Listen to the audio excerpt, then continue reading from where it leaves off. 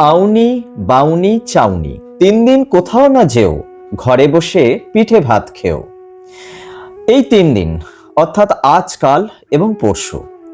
আরো স্পষ্ট করে বলতে গেলে পৌষ সংক্রান্তির আগের দিন, পৌষ সংক্রান্তির দিন এবং পৌষ সংক্রান্তির পরের দিন।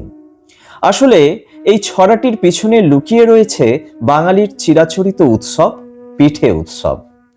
নতুন চালের গুঁড়ি আর তার সঙ্গে নলেন গুড়ের মিশেল, আহা, যেন এক অমৃত সমস্বাদ। আজকে পিঠে, দুধ পুলি, পাটিসাপটা, সরু চাগলি, সেদ্ধ পিঠে, ভাজা পিঠে, এসব মিলিয়ে এক লম্বা তালিকা।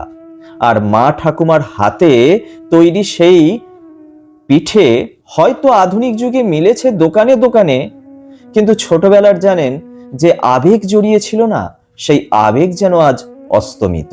জানেন, একটা সময় ছিল আজকের দিনে চালগুড়ি আর নলেন গুড়ের যোগান দিতে হিমশিম খেয়ে যেত দোকানিরা, আর মা ঠাকুমারা সকাল সকাল রান্না বান্না সেরে বসে পড়তেন পিঠে গড়ার কাজে।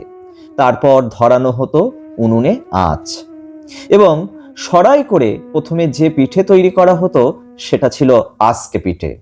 হ্যাঁ, সরা থেকে সেই গরম পিঠে যখন পাতে তারা তুলে দিতেন এবং তার সঙ্গে নলেন গুড় যখন আমাদের মুখে যেত, তখন সত্যিই ঘটে যেত এক অন্য বিপ্লব। আধুনিকতার সাথে পাল্লা দিয়ে সাবেকিয়ানা ঠিক কতটা খুইয়েছে বাঙালি, সে তো আপনারা বলবেন। কিন্তু এখনো যদি কলকাতা ছাড়িয়ে মফস্বল বা গ্রাম বাংলার দিকে পা বাড়ানো যায়, তাহলে আজও কানে আসে শঙ্খধ্বনি, বাতাস মম করে পিঠে পায়েসের গন্ধে। পৌষের এই শেষ বেলাটুকু ঘিরে থাকে উৎসবের মেজাজে।